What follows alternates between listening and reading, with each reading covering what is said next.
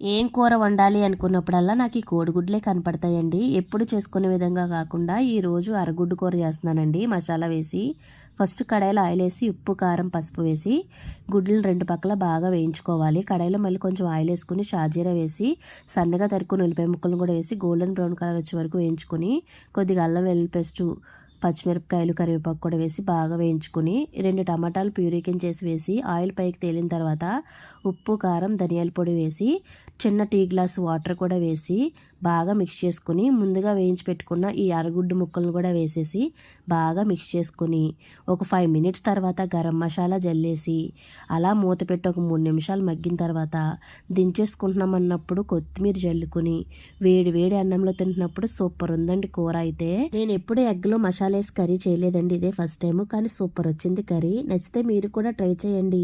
వీడియోకి చిన్న లైక్ ఇచ్చి ఛానల్ సబ్స్క్రైబ్ చేసుకోండి.